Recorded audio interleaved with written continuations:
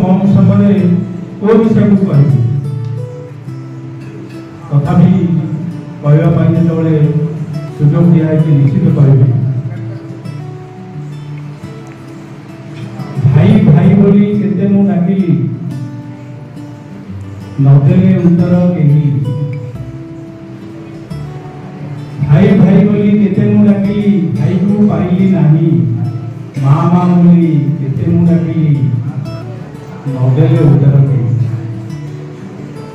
ये लिखले गोपुम ये लिखले मधुसूदन जाभाषा दुर्बल श्रेणी से अधम कहीं जोगे आन प्रतियोगी क्षम ये लिखले गंगाधर नख पड़े कर करतन रंजित तई अलता रंग नाक पड़े काकले छेदन हेब ना कि मो संतोष भंग ये लिखले गंगाधर देखो तो चिंता करूँ पिला माने तमे तो इतिहास में पढ़ुछ साहित्य पढ़ुछ ए राज्य होची भाषा भित्तिक राज्य ए राज्य रे इमिति कौन से राज्य भारतवर्ष नहीं जोड़े की तार 40 सीमार राज्य माने ताकू संकुचित कर रखुचंती एपटे पश्चिम बंग जोटा को वेस्ट बेंगल बोली कहूँ सेपटे बिहार सेपटे छत्तीसगढ़ सेपटे आंध्र प्रदेश ए समस्त को पाखरे हमर किछि किछि अंश अछि किंतु आमे एपरि दाया से विच्छिन्नांचल को आमे उद्धार कर पार नाहु आमर नेता मंत्री माने जाउचंदी सेही लोक मान ओडिया भाषा रे कहिरि भोट आनिया पय जाउचंदी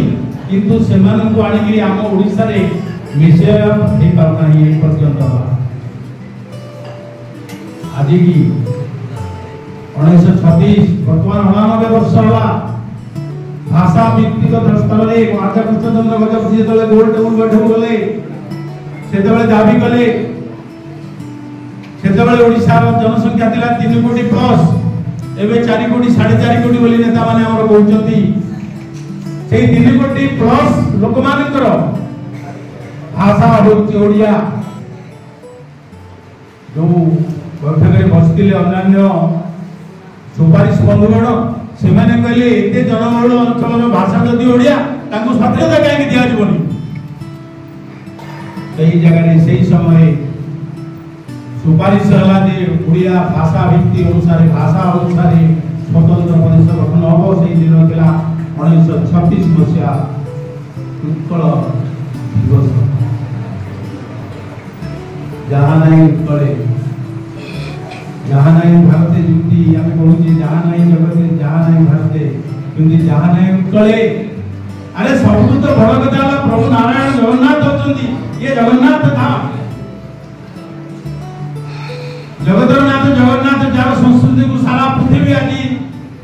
परिमार्जित करती पृथ्वी आज अनुसरण करती सारा पृथ्वी आज ताकू मानुची